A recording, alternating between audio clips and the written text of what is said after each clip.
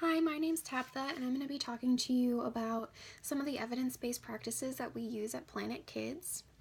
First, I want to mention our client base just so you have a better understanding of our agency and what we do. Our client base is primarily cases with domestic violence background and child abuse cases kind of within that. Just to kind of note the prevalence around that issue, I'm going to give you a few statistics that I acquired from the YWCA. So 1 in 3 women and 1 in 4 men will experience a domestic violence in their lifetimes. In 2014, that was 19.3 million women and 5.1 million men. On a typical day, 21,000 calls are made to domestic violence hotlines across the country, and 72% of all murder-suicides involved an intimate partner, and 94% of those cases, the victims were female. So those statistics kind of help showcase the importance of Planet Kids, why we're here, and what we do. Many of our visiting parents have orders of protection against them for reasons regarding domestic violence. So now I'm going to inform you about Planet Kids' evidence-based practices. Evidence-based practice, as defined by Garthwaite's textbook, is practice methods, theories, and models that are supported by research, demonstrating their effectiveness. So Planet Kids has a pamphlet of policies for our clients, and we base our policies off of Safe Haven's guiding principles, and our agency is also modeled off of the Duluth Center in Minnesota. We base everything we do off of these successful agencies and their guidelines with research to back up why they do what they do.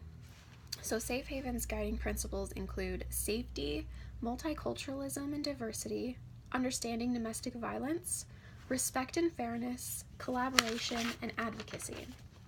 So we implement each of these principles through different policies at our agency.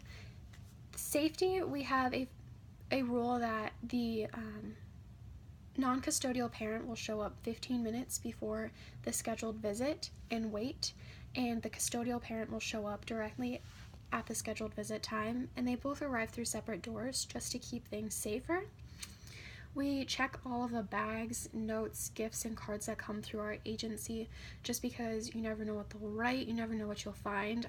We found glass in a bag that a girl was to bring back home with her. And we do not exchange photos just because we never know what that photo could mean to the other parent.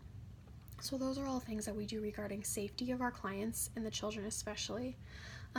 Under multiculturalism and diversity, we encourage diversity by never making intake choices based on race or culture. We include everybody. Currently, we serve a wide range of cultures, including Jewish, Mexican, Caucasian, Ukrainian, Native American, African American, and Irish. We also serve those suffering from mental health issues, are suffering with poverty, domestic violence, of course, or substance abuse. And then under understanding domestic violence, anybody that works at Planet Kids, staff, volunteers, or practicum students, we are all required to attend training at the YWCA that covers domestic violence in great detail. We also refuse to charge the victims of domestic violence, so we do charge any visiting parent $5 now. However, we do have some victims of domestic violence that are the visiting parent, and we just don't feel comfortable charging them. Under respect and fairness, we do have a consistent policies for everybody.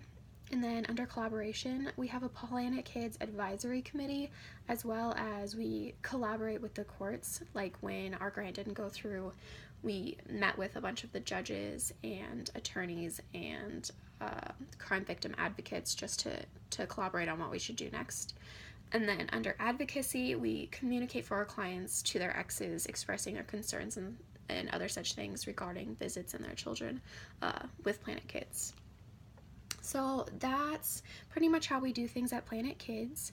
But then regarding the research articles given for this assignment, the motivational interviewing was the evidence-based practice that they used, and the research showed different examples of how motivational interviewing works and why it does. However, the way the Planet Kids works, we don't really do enough communication with our clients in that way, so we don't necessarily use motivational interviewing on a day-to-day basis. Thanks for listening.